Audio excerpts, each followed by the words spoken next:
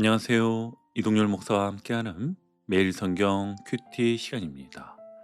오늘 우리가 함께 나눌 본문은 시편 140편 1절에서 13절 말씀입니다. 여러분, 시편 후반부에 오면 분위기가 확 바뀝니다. 고난 속에서 하나님 살려주세요라고 외치는 개인 탄식을 넘어 세상의 악과 하나님의 공의를 깊이 바라보는 기도가 등장하지요. 특히 시편 140편부터 143편까지는 비슷한 흐름이 있습니다. 하나님, 이 악한 세상 속에서 저를 지켜 주십시오. 악의 구조와 세상의 흐름이 나를 집어삼킬 것 같은 순간에 드리는 기도인 것이지요.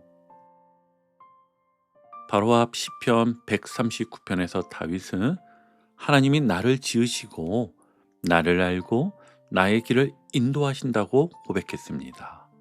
그런데 오늘 140편에서는 이렇게 말합니다. 그럼에도 불구하고 나는 지금 악인들 가운데 있습니다. 하나님은 나를 아시지만 세상에는 여전히 하나님 없는 사람들, 자기 욕망과 심을 절대화한 사람들로 가득합니다. 그래서 오늘 본문은 이렇게 묻습니다. 악이 판치는 세상에서 의인은 어떻게 살아가는가? 자, 그럼 이제 이 질문의 성경은 우리에게 무엇라 말하는가를 세 단락으로 본문을 나누어 하나하나 자세히 살펴보겠습니다. 첫 단락을 보니 다윗은 이렇게 시작합니다. 우리 1절 한번 볼게요. 여호와여, 악인에게서 나를 건지시며 포악한 자에게서 나를 보존하소서. 아멘. 여기서 말하는 악인은 단순히 나쁜 사람이 아니라 하나님 없는 사람, 자기 기준을 절대화한 사람인데요. 겉은 멀쩡하지만 마음에는 하나님을 두려워하는 마음이 없습니다. 그리고 2절에서 다윗은 말합니다. 그들이 마음속으로 악을 꾀하고 싸우기 위하여 매일 모이오며. 아멘. 악은 우연히 일어나지 않습니다. 생각하고 준비하고 모이고 계획합니다. 마치 정치적 음모처럼 움직입니다. 3절에서 그들의 언어를 말하기를 뱀같이 그 혀를 날카롭게 하니 그 입술 아래에는 독사의 독이 있나이다. 아멘. 우린 이런 말의 공격을 너무 잘 알고 있죠. 농담처럼 주어진 것이지만 오래 품어온 질투와 시기가 독처럼 튀어나와 우리 마음을 찌름을 우린 다 한 번쯤은 크게 경험해 보았기 때문입니다. 이어지는 5절을 보면 올무와 줄을 놓으며 길 곁에 그물을 치며 함정을 두었나이다. 올무는 몸부림칠수록 더 조여지고 함정은 혼자 힘으로 절대 빠져나올 수 없는 웅덩이입니다. 다윗은 지금 보이지 않는 공격과 음모 한가운데서 하나님께 울부짖고 있는 겁니다. 우리의 현실도 이와 같습니다. 직장에서 이유 없이 나를 견제하는 사람이 있고요. 설명할 수 없는 오해, 누군가 만들어 놓은 말의 함정, 내가 하지 않은 일을 내가 한 것처럼 만들어버리는 상황. 그때 우리는 본능적으로 몸부림칩니다. 하지만 올무는요, 다윗이 말한 바처럼 몸부림칠수록 더 조여집니다. 그래서 성경은 말하는 것이지요. 먼저 멈추고 하나님께 부르짖으라. 여러분, 오늘 하루 이렇게 기도해 보십시오. 하나님, 내가 억울함을 증명하려 하기보다 제 마음을 먼저 붙들어 주십시오. 보이지 않는 올무 앞에서 허우적대지 않게 하시고 하나님께 먼저 가게 하소서. 출근 전 1분이라도 하나님께 오늘 날을 지켜주십시오 라고 기도해 보시길 바랍니다. 이것이 내가 할 수 있는 영적 첫걸음입니다. 자, 이제 두 번째 단락으로 가보겠습니다. 여기서부터 말씀의 흐름이 완전히 새 방향으로 전환이 되는데요. 먼저 6절을 함께 보시면 내가 여호와께 말하기를 주는 나의 하나님이시오니 여호와여 나의 간구하는 소리에 귀를 기울이소서 하였나이다. 아멘. 여러분, 다윗이 지금 어디를 보고 있습니까? 악인들을 보고 있나요? 상황을 보고 있나요? 아니지요. 이제 시선을 완전히 하나님께로 돌립니다. 주는 나의 하나님이시오니, 여기서 중요한 단어는 하나님도 아니고 주님도 아닙니다. 바로 그 앞에 붙어 있는 나의입니다. 세상의 하나님이 아니라, 이스라엘의 하나님이 아니라 나의 하나님, 즉 하나님, 저는 혼자가 아닙니다. 지금 이 상황 속에서도 저에겐 하나님이 계십니다. 이 고백부터 다시 시작하는 거예요. 그리고 이어서 말하기를 여호와여 나의 간구하는 소리에 귀를 기울이소서. 아멘. 여러분, 이 고백은요, 하나님, 저는 싸우기보다 기도하겠습니다. 제가 직접 설명하고 해명하고 증명하는 자리가 아니라 하나님께 먼저 울부짖는 자리에 서겠습니다. 악인들은 모여서 꾀를 짭니다. 매일 모여서 계획합니다. 그런데 의인은 어떻게 한다고요? 하나님께 나아가 혼자 울부짖습니다. 여러분, 세상은요, 오늘 나에게 이렇게 말합니다. 너도 관례대로 모두와 똑같이 대응해라. 너도 똑같이 말하고 똑같이 행동해라. 왜 너만 유별나게 그러냐? 그런데 시편은 정반대로 말합니다. 먼저 하나님께 부르짖어라. 하나님 귀에 먼저 너의 사정을 올려라. 7절을 보시면 다윗이 자기 인생을 돌아보며 이렇게 고백합니다. 내 구원의 능력이신 주 여호와여, 전쟁의 날에 주께서 내 머리를 가려 주셨나이다. 아멘. 여기 너무나 멋진 표현이 나오는데요. 내 머리를 가려 주셨나이다. 전쟁터에서 머리를 가리는 것은 뭡니까? 네, 바로 투구지요. 다윗은 지금 이렇게 고백하는 겁니다.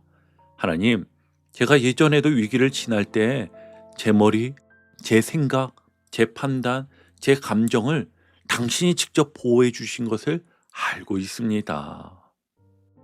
돌이켜보면요, 우리가 공격을 받을 때 제일 먼저 무너지는 것은요, 상황이 아니라 생각과 마음입니다. 여러분들은 알고 계셨나요? 내가 잘못한 건가? 하나님 진짜 나를 돕고 계신 건가? 이렇게까지 당해야 하나? 생각이 흔들리면 감정이 요동치고 또 마음이 무너지고 믿음이 주저앉습니다. 그래서 하나님께서 머리를 가려주셔야 합니다. 다윗은 그걸 명확하게 알고 있었던 거예요. 그리고 이어지는 8절, 오늘 단락의 핵심입니다. 여호와여, 악인의 소원을 허락하지 마시며 그의 악한 꾀를 이루지 못하게 하소서. 그들이 스스로 높일까 하나이다. 아멘. 여기서 우리가 눈여겨봐야 할 건 다윗이 이렇게 기도하지 않았다는 점입니다. 하나님, 제가 이기게 해주세요. 제 명예를 회복시켜 주세요. 제가 잘된 걸 보여주세요.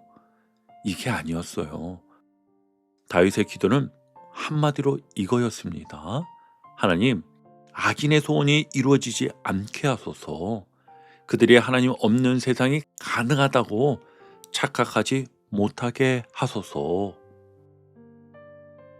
다시 말하면, 하나님, 지금 이 싸움의 본질은 내 자존심 싸움이 아닙니다. 이건 누가 하나님이신가의 문제입니다.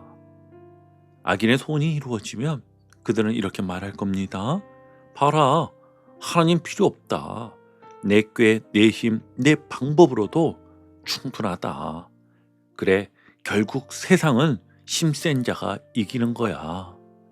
다윗은요, 이걸 너무 무서워하는 겁니다.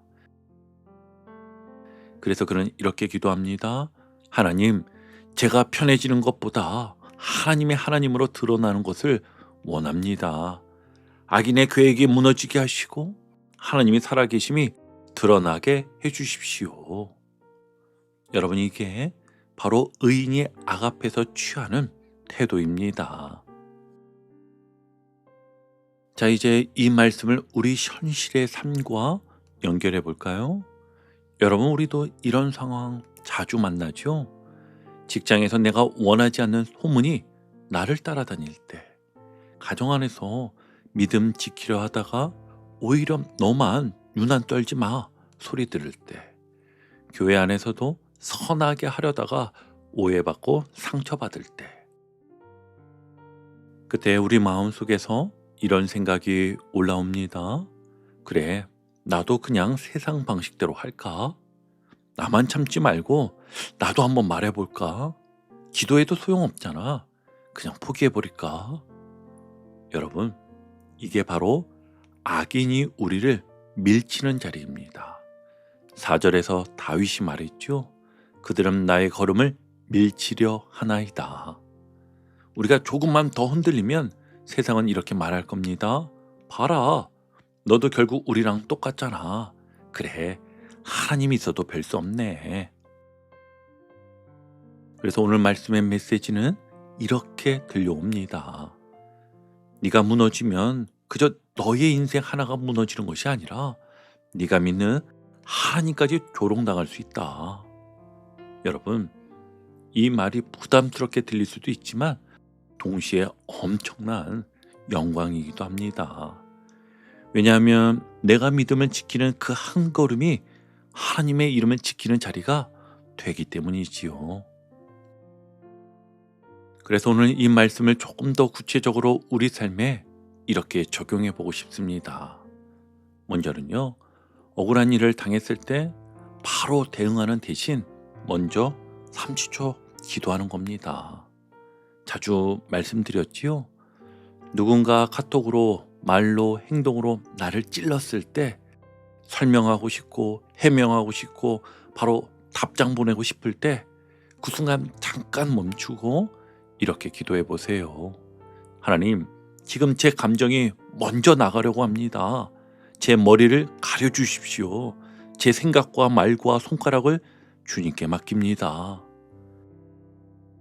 이 짧은 시간이 나를 지키고 가정을 지키고 내가 믿는 하나님을 증언하는 시간이 될 수 있습니다. 그리고 두 번째는 내가 이겨야 한다 해서 하나님이 드러나야 한다로 관점을 바꾸십시오. 기도의 방향을 이렇게 바꿔보세요. 하나님, 제가 이기게 해주세요 보다 하나님, 이 일 속에서 하나님의 하나님 되심이 드러나게 해주세요. 기도의 관점을 바꾸는 겁니다. 저 사람이 깨지게 해주세요 보다 저 사람이 결국 하나님을 알게 되게 해주세요 라고 기도의 방향을 바꾸어 보세요. 이렇게 기도하는 순간 이미 내 안에서는 영적 승리가 시작된 것입니다. 그리고 세 번째는 오늘 하루 이렇게 고백해 보기입니다.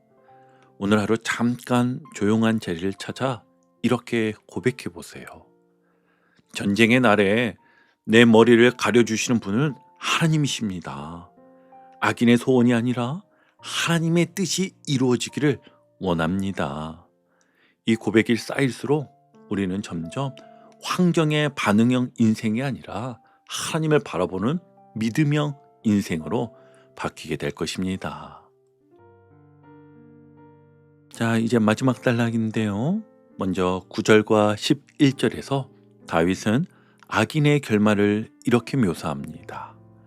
그들의 입술의 재난이 그들을 덮게 하소서. 뜨거운 숯불이 그들 위에 떨어지게 하소서. 강한 표현이지만 이것은 복수의 감정이 아닙니다. 하나님의 공의가 악에게 돌아가도록 맡기는 기도입니다. 다윗은 말하지요. 내가 갚겠습니다. 이게 아니라 하나님께 맡기겠습니다. 그리고 마지막 절 이 시편의 결론입니다. 여호와는 고난당하는 자를 변호해 주시며 궁핍한 자에게 정의를 베푸시리이다. 그리고 13절 제일 마지막에서도 정직한 자들이 주의 앞에서 살리이다. 아멘. 다윗은 알고 있었습니다. 악에 웃는 것 같아도, 의인이 손해보는 것 같아도 하나님은 마지막을 공의로 마무리하신다는 사실을요. 이 본문이 주는 핵심 메시지는 이것입니다. 악이 이기는 것처럼 보여도 인생의 마지막 판결은 하나님이 내리신다. 우리도 이런 경험이 있죠. 열심히 했는데 공은 다른 사람이 가져갈 때, 약한 사람이 책임을 뒤집어 쓰는 부당한 상황, 정직하게 살려다 오히려 손해볼 때, 그때 마음속에 질문이 올라옵니다. 정직하면 손해보는 거 아닌가? 이렇게 믿음 지켜야 하나? 그때가 바로 오늘 말씀을 붙들 때입니다. 먼저는 내가 심판자 되지 않겠습니다. 고백하십시오. 하나님, 이 일의 판결은 제 몫이 아닙니다. 하나님께 맡깁니다. 이 순간부터 우리는 피해자가 아니라 하나님께 맡긴 기도자가 됩니다. 두 번째는 억울함을 참지 말고 하나님께 쏟아놓기입니다. 참기만 하면요, 병이 되니 이때는 다윗처럼 쏟아놓으십시오. 하나님, 이 말 때문에 너무 아팠습니다. 제 마음을 먼저 만져주십시오. 그때 생기는 마음이 있습니다. 아, 하나님이 나를 보고 계시는구나. 내가 끝까지 안 봐도 하나님이 끝까지 보고 계시는구나. 그리고 마지막 세 번째는요, 하루 마무리하며 꼭 감사의 기도로 마무리하시길 바랍니다. 이제 오늘 큐티를 정리하며 마무리하겠습니다. 오늘 본문의 메시지를 한 문장으로 정리하면 이렇습니다. 악이 강해 보여도 하나님은 의로우시며 의인을 반드시 지키신다. 다윗은 악인의 음모 속에서도 먼저 하나님께 피했고 하나님의 공의를 구했고 하나님의 정의를 선포했습니다. 그리고 마지막에 이렇게 고백하지요. 정직한 자들이 주 앞에서 살리이다. 여러분, 우리가 악을 이기는 힘은요, 더 큰 힘, 더 큰 말, 더 큰 감정이 아니라 더 깊은 믿음과 더 큰 하나님을 붙드는 데 있습니다. 오늘 하루 여러분의 걸음이 흔들릴 때 하나님께 숨으십시오. 그분이 여러분의 투구가 되시고 여러분의 변호자가 되실 겁니다. 아멘. 오늘도 복음의 기쁨과 확신으로 승리하는 하루 되시길 축복합니다. 함께 해주셔서 감사합니다. 내일 큐티 시간에 다시 뵙겠습니다.